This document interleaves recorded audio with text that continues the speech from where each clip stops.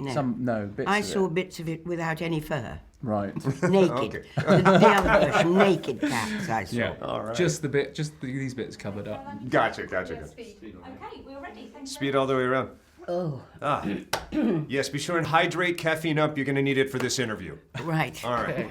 Congratulations, you two, on the film. Thank you. You said you've screened it before. You said you've only seen bits and pieces. And I think to quote you off camera, you said only when you were naked. Yes, naked cats, without any fur or whiskers or... So I've got quite a thrill coming. As a classically trained actress, is it kind of wild to be in this scenario where you look around and everyone's wearing these motion capture suits?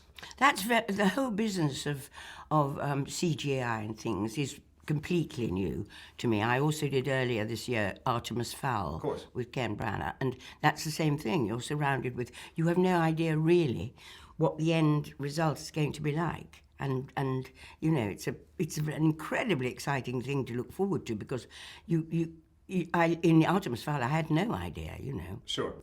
There's going to be boiling sea and cast of thousands. And in this case, instead of these relatively naked-looking bodies, there are going to be people that are... All in coats and fur. Coats and fur everywhere.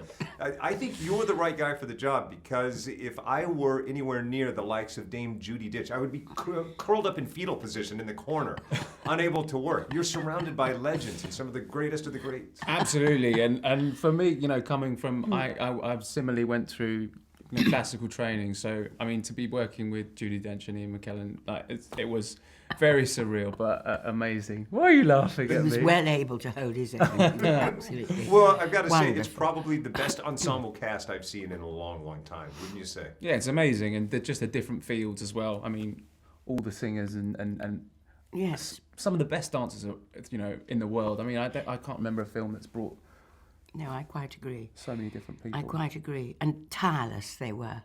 Completely tireless. All the dancers. They were sublime.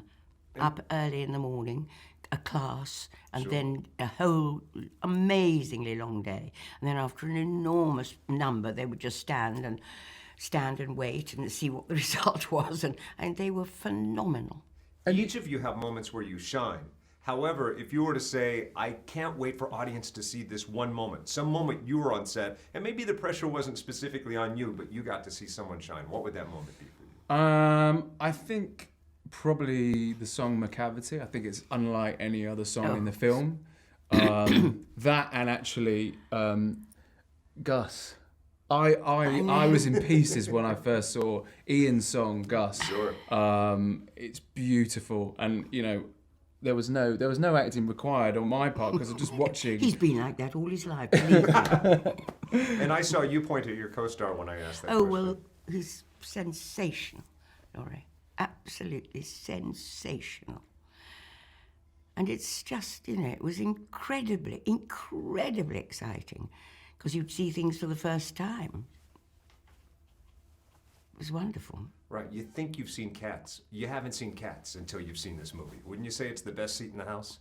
Yeah, exactly. I think what it brings, though, is that stage element of live performance, and that comes from the fact that we're all singing and dancing live. It's all done live, and that's what really, I think, grabs an audience. When you go and see a stage on show, there's that immediacy, and that's what is in this film. There's no, it's not being done in the edit room in the studio. We're singing and dancing live on stage, getting right into the hearts of our audiences. And it's remarkable. Dame, Thank you. Thank you so much. Thank you so much. Thank you so Nice to much. see you, pal. Thank you. Happy holidays.